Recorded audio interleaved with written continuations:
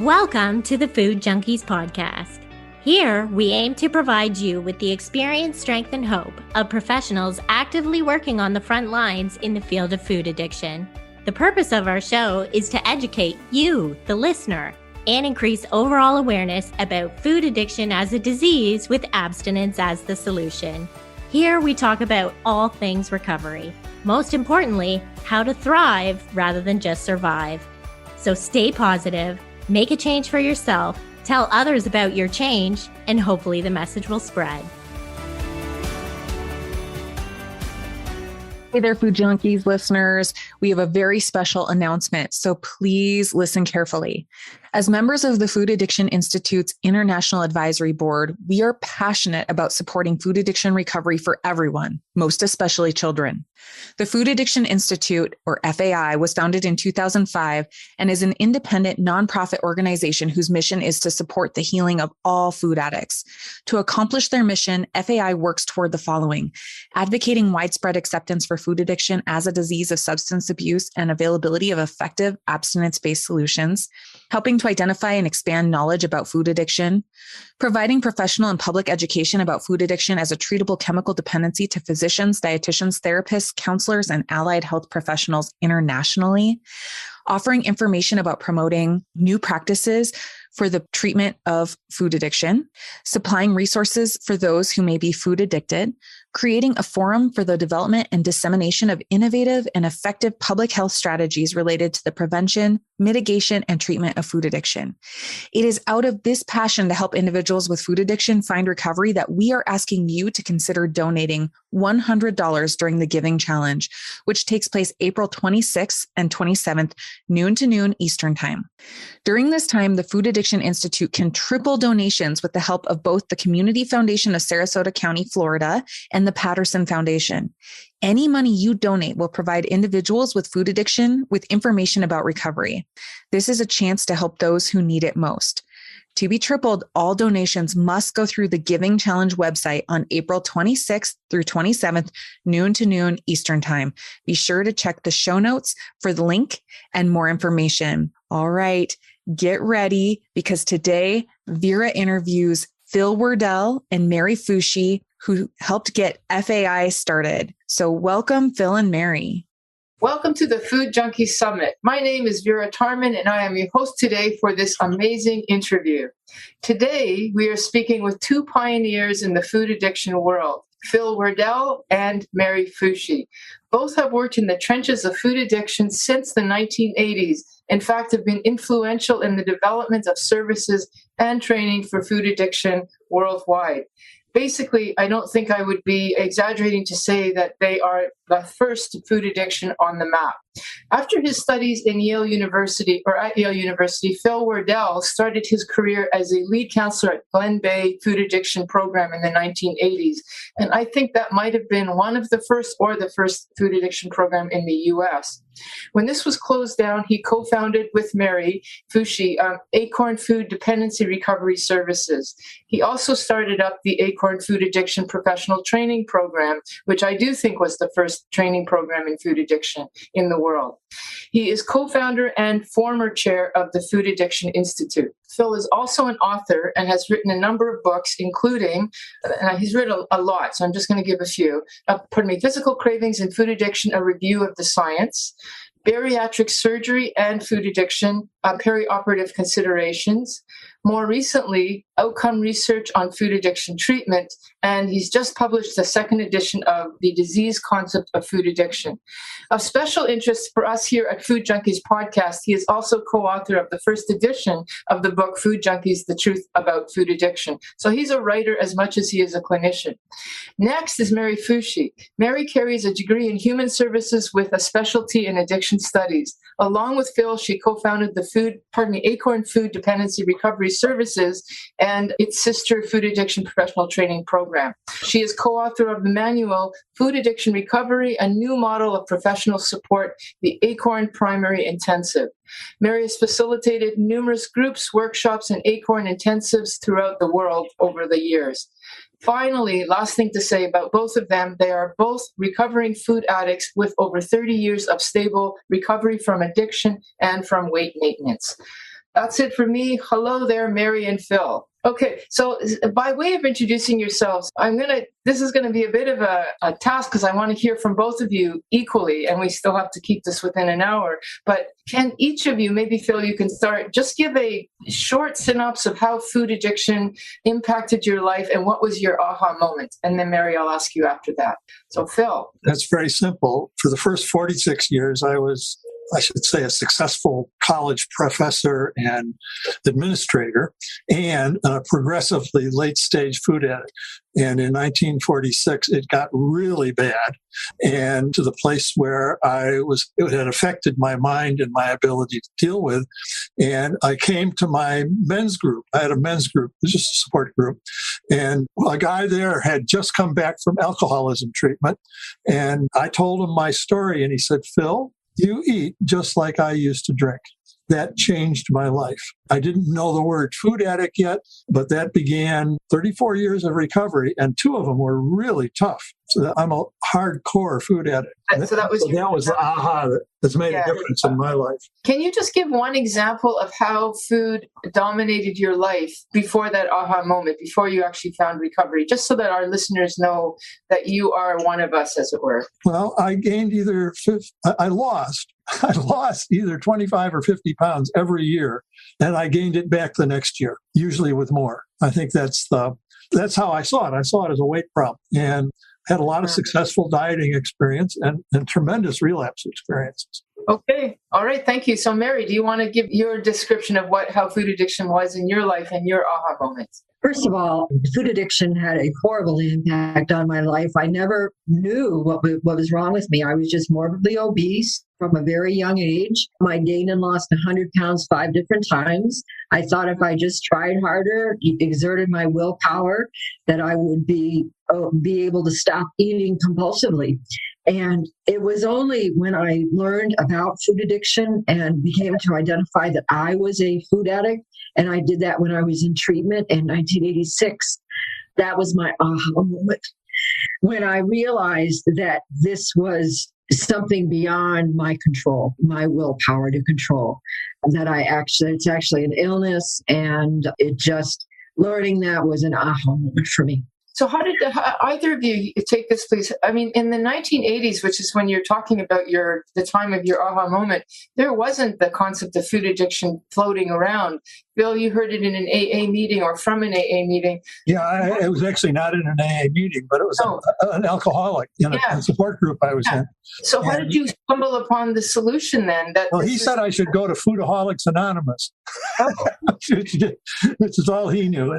And I had tremendous resistance. And it took me 6 months, and I finally got to one of the 12-step programs.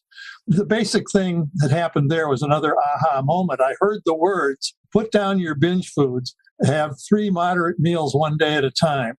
And I went home and I wrote down my binge foods. There were 76. And on the next day, I didn't eat any of them. And it was the first day that I could remember that I didn't binge. I'll just say, I haven't picked up those foods for 34 years and I haven't binged. The doing that is a much deeper problem. Yeah. Yeah. The way that you approached this one was to identify your binge foods, stop using them. And that was basically your first platform of recovery. That was the first recovery, right? Yeah. Did you systematize? Because there wasn't anything systemic at that point. So how did you both figure out how to, because I'm thinking that you both were sober since those early days. So I found a 12-step program. Okay. All right. For me, it was in 1986 that I first went to treatment, but I did not stay sober after that. I did not stay abstinent after that. I spent 4 years in and out of relapse, and it was my second hospitalization in inpatient treatment for food addiction in 1990, where I finally surrendered. But it was at that point where when I was in treatment that they introduced me to 12-step fellowship that had strong recovery support. And I stayed connected with really strong recovery, not only from the treatment center that I was in, with professionals that I was working in, but also in my 12-step support group. Okay, now you said treatment center, and we don't have treatment centers today. What treatment center are you talking about? Was that Glen Bay? I went to Glen Bay Hospital in Tampa. Yes. Yeah. Thank God that was there. That hospital closed after many years of being very effective in helping thousands of food addicts due to insurance withdrawing support for food addiction treatment. How long was that program? Because that's probably the only program that was consistently for food addiction, right? No, there were 5 or 6 at that time. It was, I think, the best, honestly. And it was a 6 to 8 week program that was followed by a halfway house if you needed it. Wow. And how many years did that exist? It existed between 1985 and 1997. Wow. I think it was a little before 97 when it closed. I think it was more like 95. So it was about 10 years that it was really in very powerful. Yeah. So there was a 10-year period of time when we actually had services, and we have not picked up since. But actually, so when it closed down, my understanding is both of you moved from your own personal story to making it a professional work, because you transformed Glen Bay into something. So do you want to talk about what you did? And I believe that Phil, you're the one who initiated that, but Mary, you were along the way as well, weren't you? Yes. Well, when Glen Bay Hospital closed, Phil and another woman named Patricia Lutz had been facilitating weekend work retreats for the alumni. And so he was asked to take over the alumni support for the hospital when they closed. And he did that. And then just prior to that, I had gone to Seattle to work with Phil to do a program. We just initiated a week-long program to help people detox. It became the Acorn Primary Intensive once we formed that intensive. But that's how we came about. We formed Acorn basically for the alumni from Glen Bay Hospital. And we did many, many weekends over the course of a year in different parts of the country, primarily in the Northeast. Well, I had hung my shingle out. I had been a college teacher and wasn't sure I was going to be able to go back into that. I was still weak from recovery. I was like a 1-year drug addict. And so I tried just doing counseling, being a counselor. And basically, the way I did it was I offered people to come to have abstinent meals. They had to pay for the food. I'd cook. And if they wanted, they could stay around and talk. And they did. And it was usually 2 or 3 hours. And everybody did a lot. I enjoyed it. They enjoyed it. They learned a lot. But the thing is, none of them were consistently abstinent. And I said, if this was alcohol, we would be sending you back to treatment. And we tried like hell to find a treatment program that was food addiction based. And couldn't. And one day I turned around to this woman. I said, anybody here have a house? Why don't we just take over a house for a week and we'll do the same things during the week that we did in treatment? And my supervisor said I had to do this with a woman. And Mary was the first person I thought about. So she came and we did what was the first intensive. It wasn't called that. But there were 7 people, all of whom were very chronic relapsers in OA, and one was a multiple personality. It was quite a crew, and they all got abstinent. Okay. They all got abstinent in 5 days. I can remember driving back home saying, we have just discovered detox for food addiction. Yeah, a 5 to 7 day detox. Yeah. Yeah. Okay. And then we started doing it in the Acorn groups that we were doing, and it turned out it worked just as well there. And, when COVID happened, we shifted, it's now Shift Recovery by Acorn, and I'm not with it, but we shifted to doing it online on, what's it called? Virtual, right. Yeah. So we do essentially residential intensives with people in their own homes, but they're on this mechanism all 24/7. So.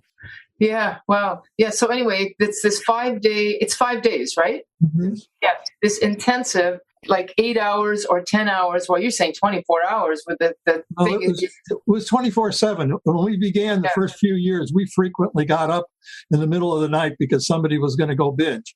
And when people had either emotional issues or food issues, we just started working them. Yeah. Before we went to the virtual, when we do the in-person, which we will be getting back to again, everyone will be staying together. On the virtual, the Zoom link is open for people and to be together about 18 hours of the day. And part of that, so it's sort of intensive therapy, monitoring, fellowship, all that, but there's also a food plan. And can you say a little bit about that food plan for our listeners? Like, you have your version of what's called the food abstinent program. And what did that look like? Mary, do you want to take it? Sure. We have a little book that Mary and I wrote. It has the food plan in it, so we could do it in more detail. Go ahead, Mary. Yeah. The food plan, it came originally from Glen Bay Hospital of Tampa. It has been modified slightly over the years. It's basically a 3 meal a day plus a snack at night.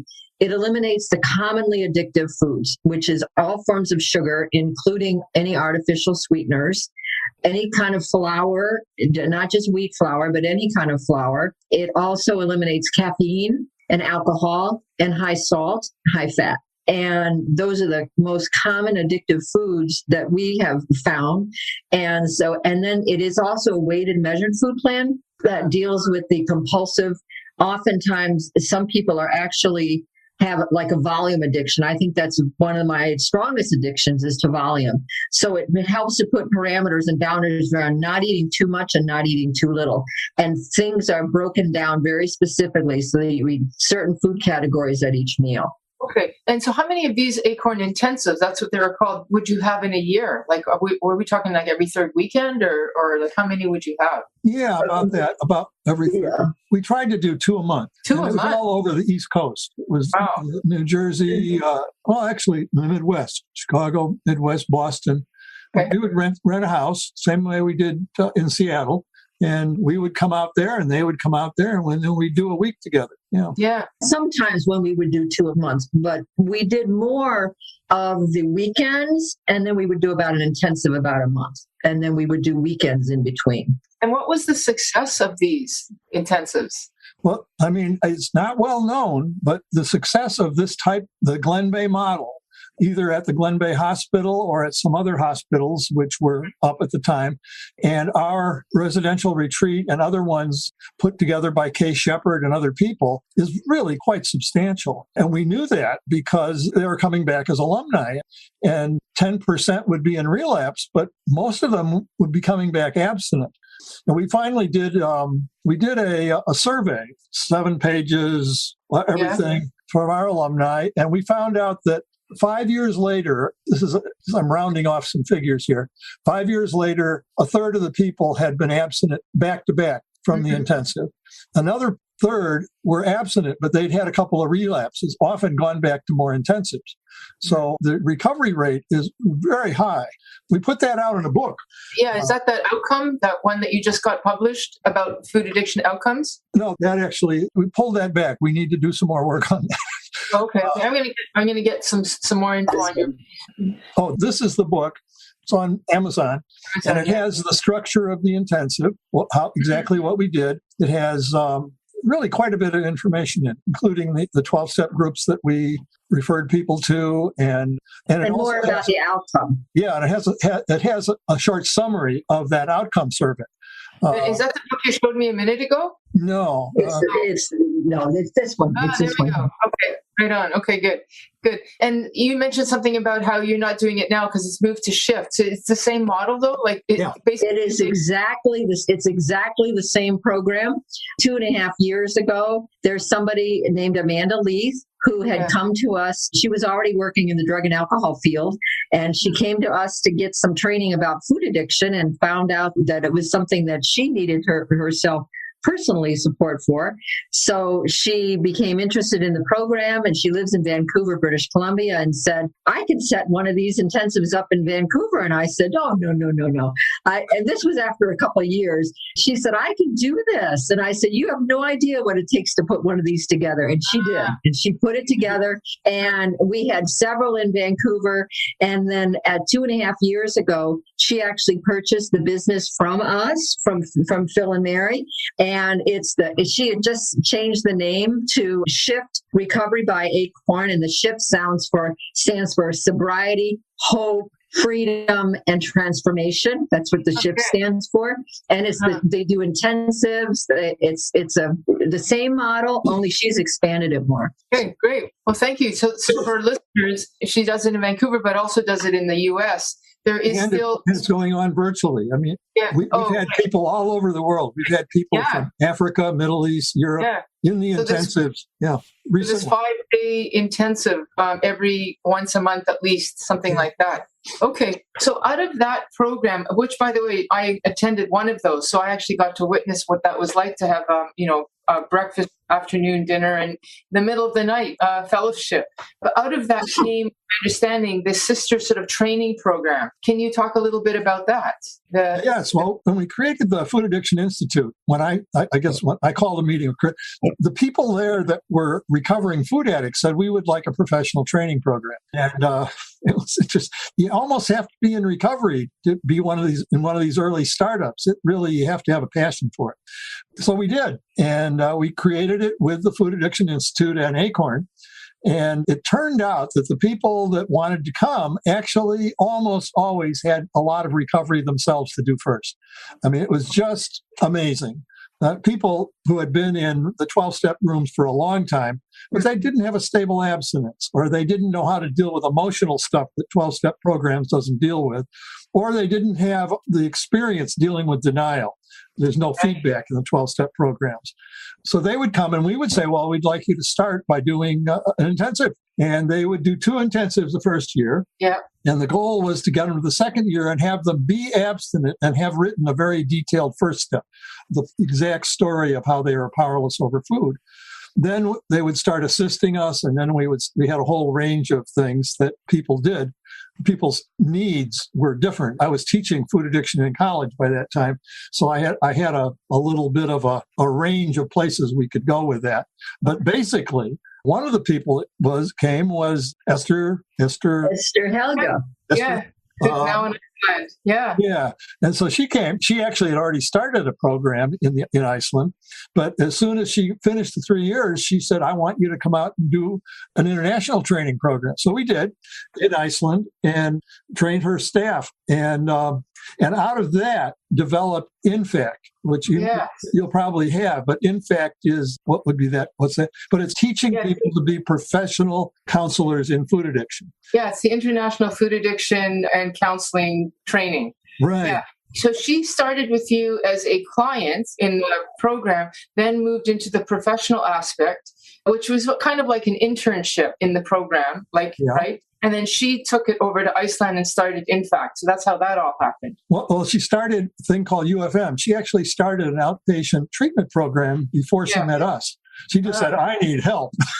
Yeah. She already had a program in Iceland called MFM.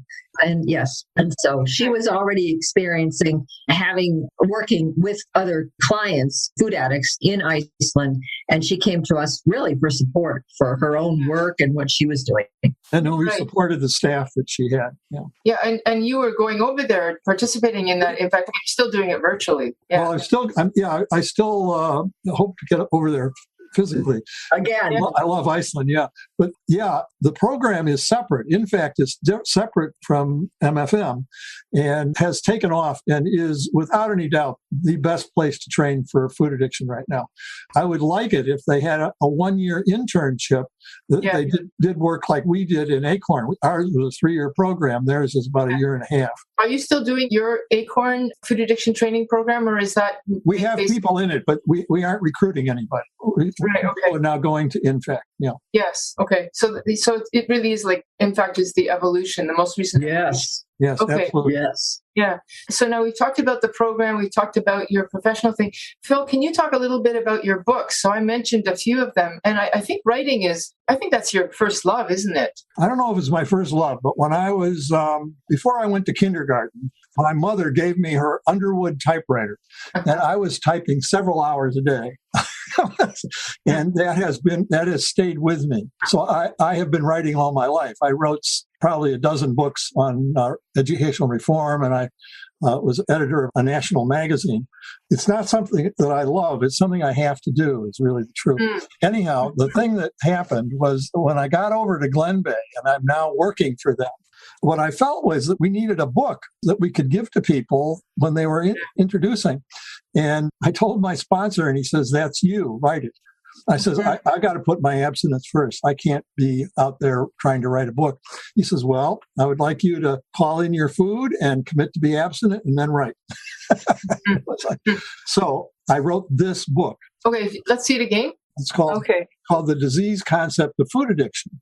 Wow. And what it is, by then I was giving the lecture that explained the characteristics of food addiction. It was very experiential. We would take people through, do you have physical craving, loss of control, powerlessness, chronic progressive withdrawal? There is a lot of withdrawal from food addiction. And so I wrote, one of the things I know how to do is to write the experiences that we do up as books. So this is the experience of being in one of those initial lectures. And I've always thought that we needed to pass that on. But what happened is I wrote it and I used it for, I don't know, a few months maybe. And then Kay Shepard's book, Food Addiction, came out. And there are a couple other ones that came out. They were better. They were better not because they were better books, but because they covered more and introduced people to the 12 steps as well. And this one didn't. So this has been fallow, been sitting in my files for 30 years. No, but you just got a second edition of that. This is the second edition. So I started giving it out to the people in the professional training program. They said, "You should publish this." I had also given it out to a lot of clients, and a couple of the clients in particular had taken it to their psychiatrists because they wanted them to be able to understand what food addiction was. And the comments that came back from the psychiatrists were, "This is all anecdotal. This doesn't prove anything." So that got me into the research and now into the attempt to get this established as an official disease by the APA. But in this book, we also put another thing that we did, which is I got the initial advisory board for the Food Addiction Institute, really very, very substantial and prestigious people. And we put together a kind of established the credibility of the Institute. We published about a 20-page essay on the science of food addiction, which by that time had become and still is quite substantial. So so that's now in here. So you get to the end and, well, that's very interesting, Phil, but this is all anecdotal.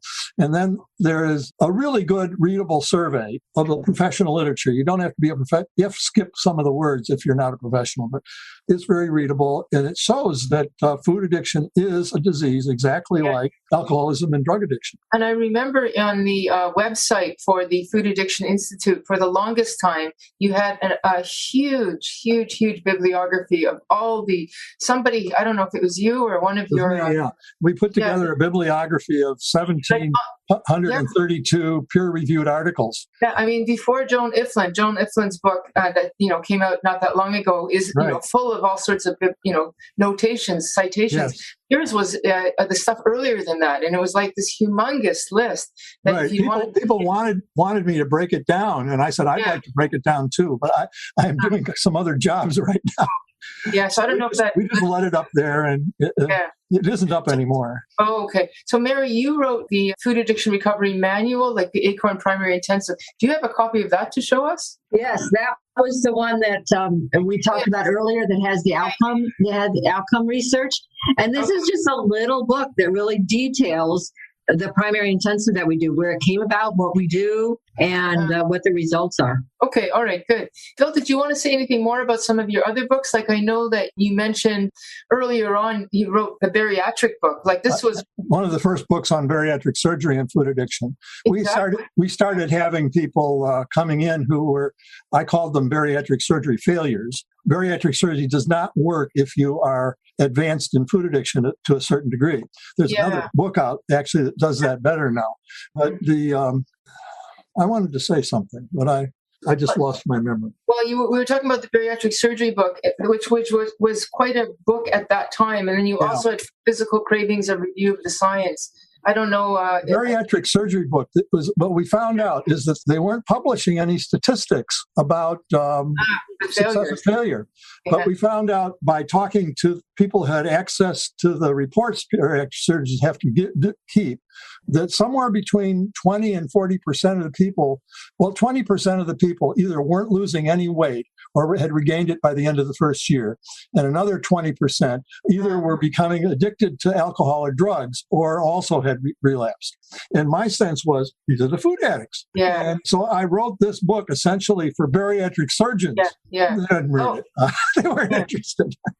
Is that Mary? You have to talk so we can, it highlights you. No, talk, Mary. So I'm sorry. Yes. This is the book that Phil wrote on bariatric surgery and food addiction. Excellent. Great. Yeah. Pre-operative considerations. And it's not that like he gives a case against bariatric surgery. That's not it at all. But it's the educational piece that goes about so that people that may be food addicted, know what they're going to be up against, and think about it. Yeah. There is now one bariatric surgeon in the South. I won't give his name. I'm not sure he wants publicity, but to have surgery with him, you have to go to Food Addicts in Recovery Anonymous, one of the 12-step programs, for a month beforehand. You've got to do it during the surgery and afterwards for 3 months. So he essentially puts the surgery in the context of a recovery from food addiction, which is very different than just changing the size of your stomach. Yeah. Yeah. And, it seems to me that it's not against, like you said, it's not against bariatric surgery, but if you want bariatric surgery to work and be sustainable, you need to know this patient. We've had a lot of people who had bariatric surgery. One person had it 4 or 5 times, and they came to us, got abstinent, not all of them, but most of them. So that if they had this available to them after their surgery, this would have been a really good thing. Yeah. Or just to be able to go to Overeaters Anonymous or Food Addicts Anonymous. Yeah. All right. So now let's sort of look more at some of the work that you actually do. So I want to say, what's your unique contribution? But I mean, it's food addiction. You brought food addiction, like I said, on the map. But what was it that you what did you find for people who are listening, especially the clinicians? What did you find that worked, and what were the struggles in the actual trenches of working with food addicts that was maybe different than... You want to do that, Mary? What was actually different? What were some of the struggles? Well, primarily, I think, and then what, Doctor? Some of the wins after that. Well, let's start with the struggles. Yeah, I think one of the most difficult challenges in doing this work, especially in the way that we do it with just a week long, is that so many of the initial days, if people do not come in detox, they are going through detox, for many of the days. And so we are a holding place for that. We are a place for people to do that.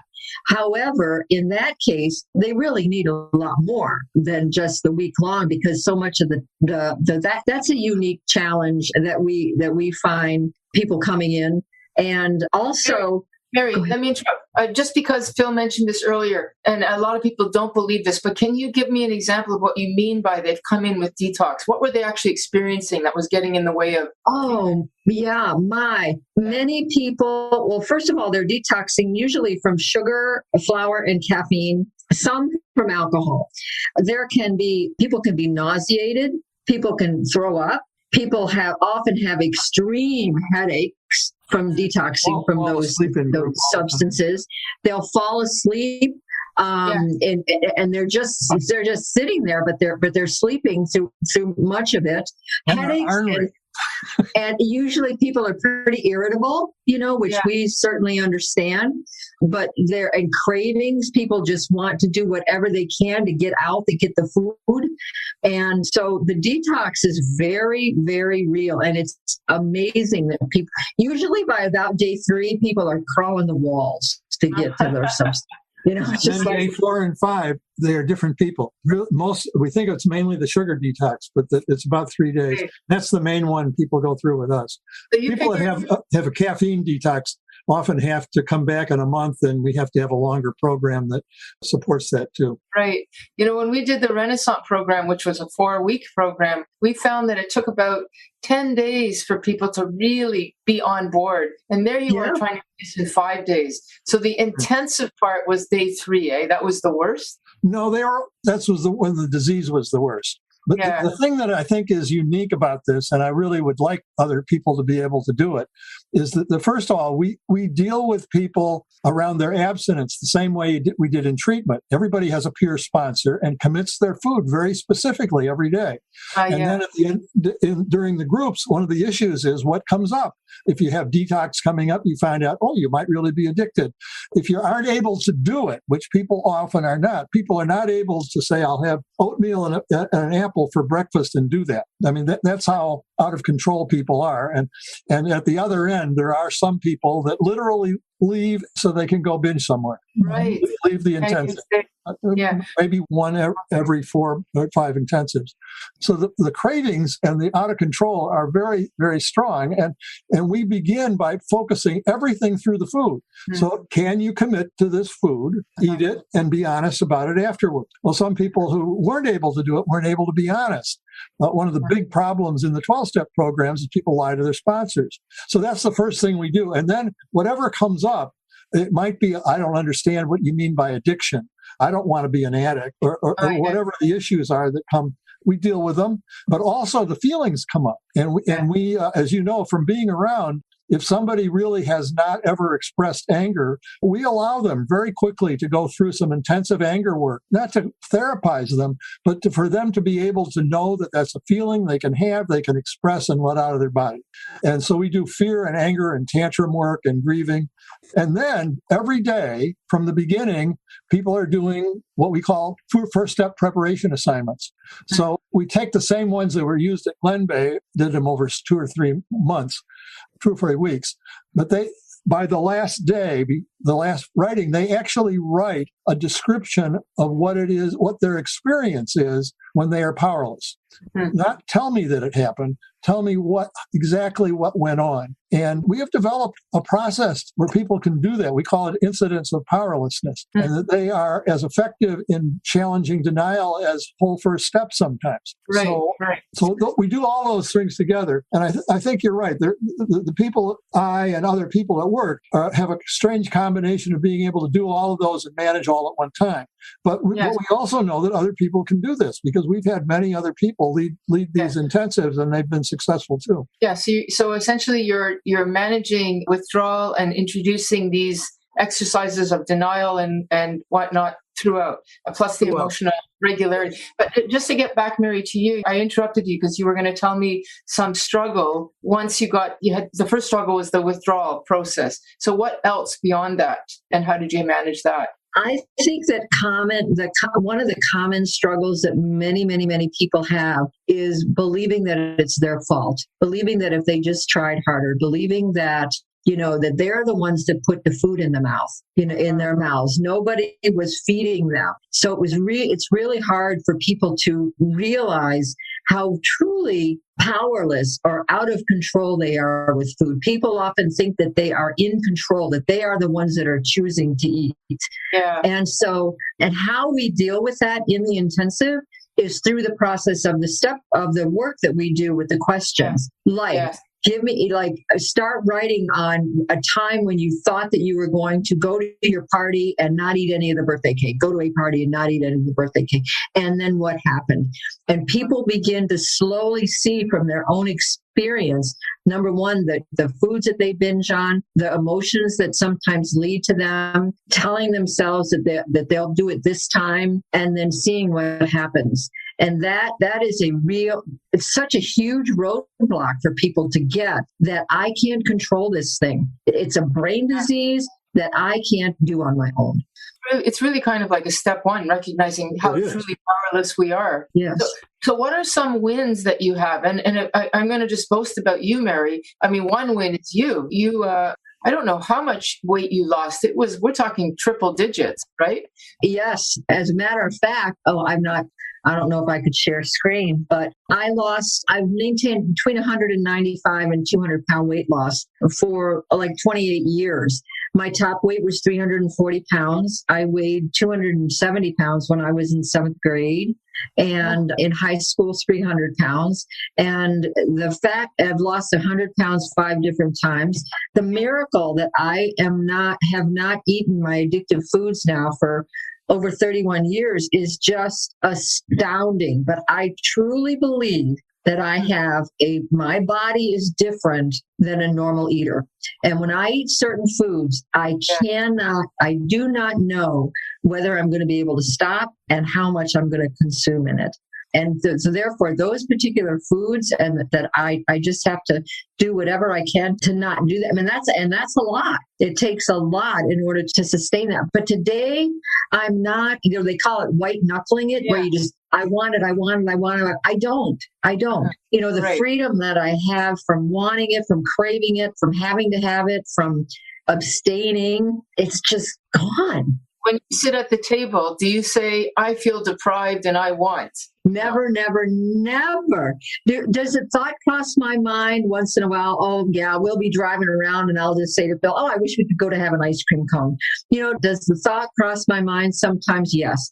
But it is so easily set aside by what I know what the consequences would be if I were to do that. And Phil and I, the foods that we eat which are very clean, non-processed, protein, starches, vegetables, fats, fruits, they satisfy us. Many times we'll get done with our meal and go, oh my God, that is so good. And when I used to be binging, I thought these kind of foods were, oh no, I don't want those. No, I don't feel deprived today. So, I mean, in the work that you've done, would you say that your experience is typical or unusual? I would say when people get into recovery and sustain recovery, it is typical. Yeah. It is unusual for people to be willing to surrender to the level of structure and support that people need and to not play with it. I know I played with it for a long time. It kept me in relapse for a number of years. But it is typical for people who continue to see themselves as food addicted and treat themselves as food addicted. Okay, great. I just want people to hear that this is not unusual, but if you're in this world of food recovery, it's actually pretty typical. So now, as a clinician, this is for both of you, is there something that you have learned about a tool that you've used or something that has changed, you've become more flexible about, or you have a different idea about from early days to now? Because you guys have been around for a long time. Well, I think for me, one of the big aha moments around that was when I got out of Glen Bay Hospital in Tampa. I was given this food plan, and I thought that it was the only food plan that anybody could be abstinent on. If you're not on this food plan, you can't possibly be abstinent. And one of the things that I have learned is that some people are addicted to cannot have any form of starch or grains. Some people cannot have any form of fruit. That's rare, but sometimes that is the case. When we first had, the food plan originally had artificial sweeteners on it. That has really changed over the years, so that now, and there are some people who can manage artificial sweeteners. And I think that has been one of the things that has really shifted for me in my approach to working professionally with people, that there are variations amongst people. I honestly think that some people approach it as that there's way too many variations. I don't think that that's the case. I think it's narrower than most people want to admit, in food addiction.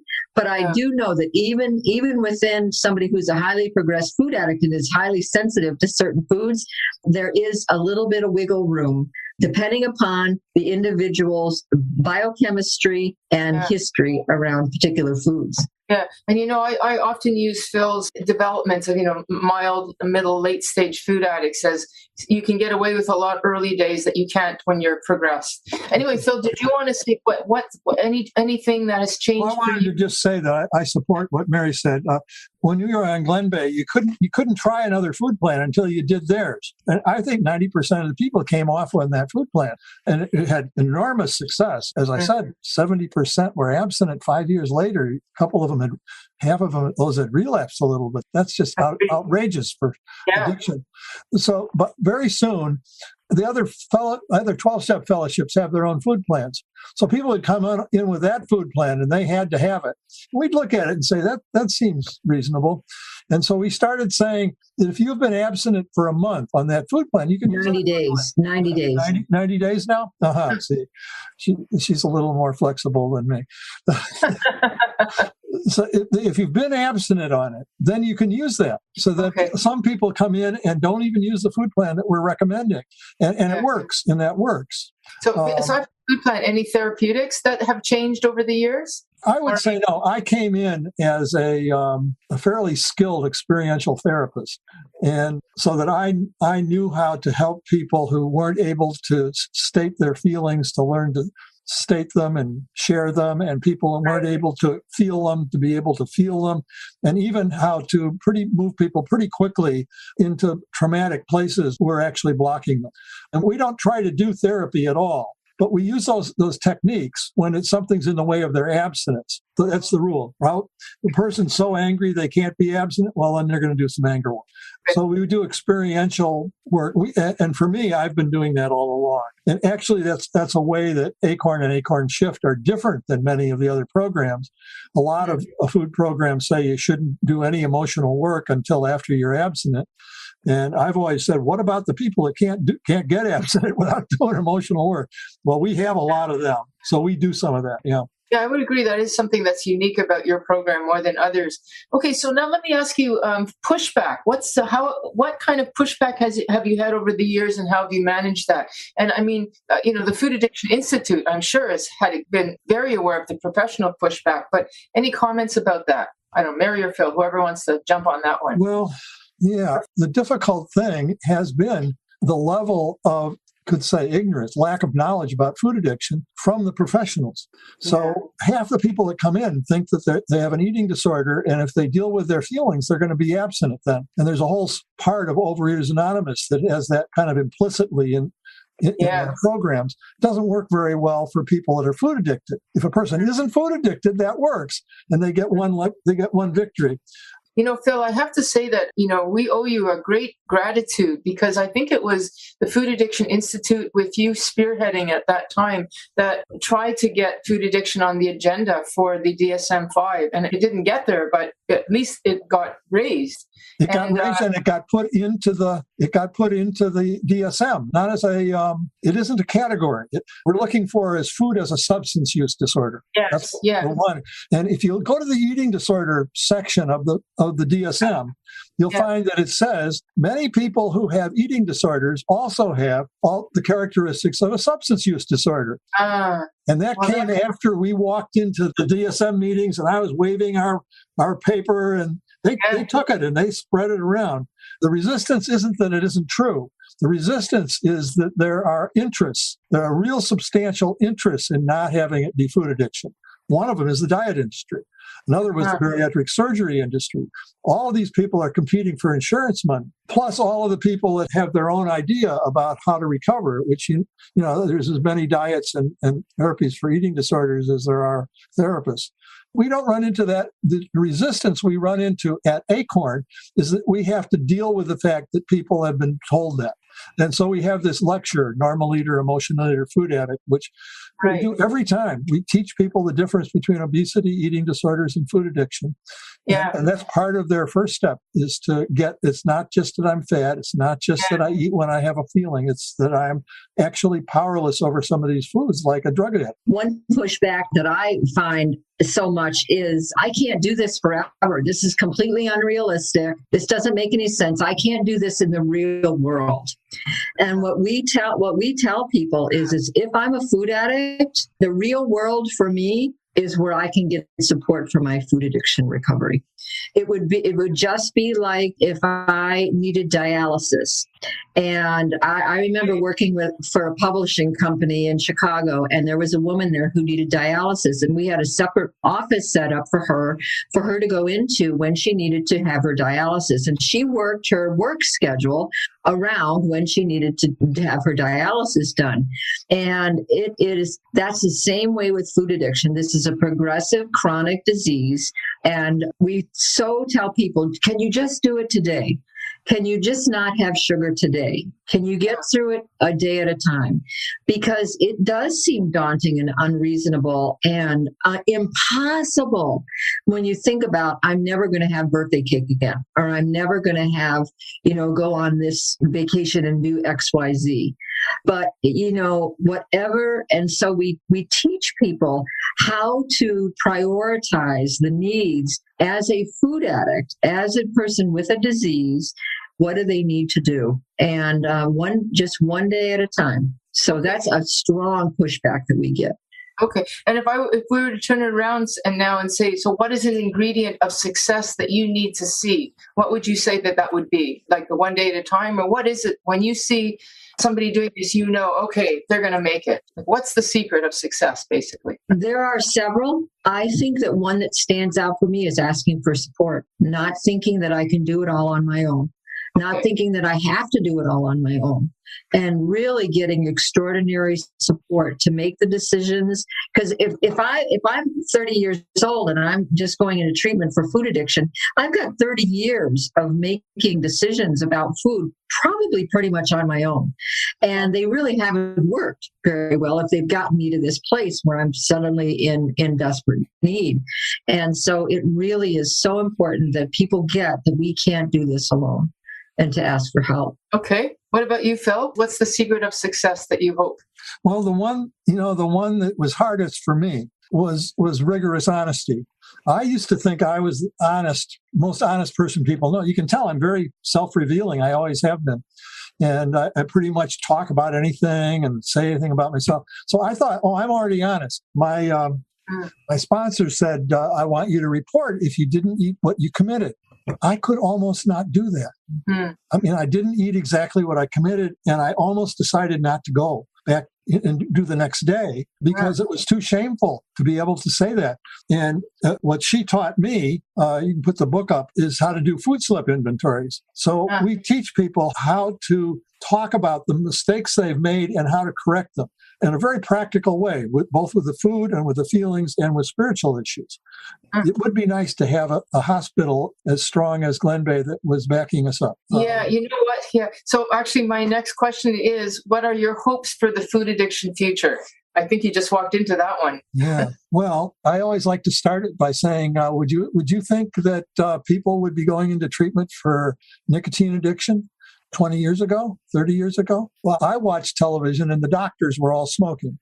And that's completely turned around. The doctors have changed. There's treatment now, and it's a tough addiction.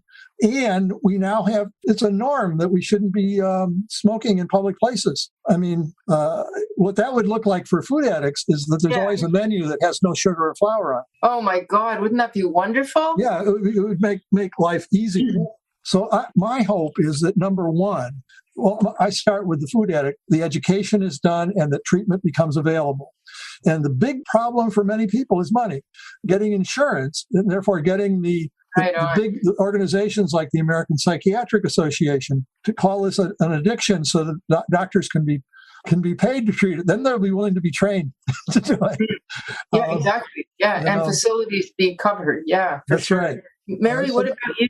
Oh, sorry. No, that is absolutely my hope, that there's more education, there's more acceptance of food addiction, and that a lot of I hate to use the word fat shaming, but a lot of the fat shaming that goes on would cease, and people would be more open to the fact that perhaps these people have something more than just they can't stop eating. And I know for me, I decided I'd eat till I died because I couldn't stop. I used to pray as a kid that I would die in my sleep because I couldn't manage the hell of being an active food addiction.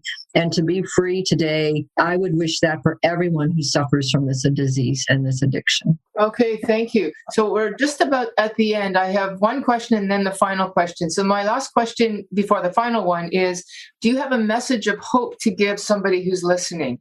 It could be a repetition of what you said, or just... I think every single person, if they are with other people who have been abstinent, can be abstinent.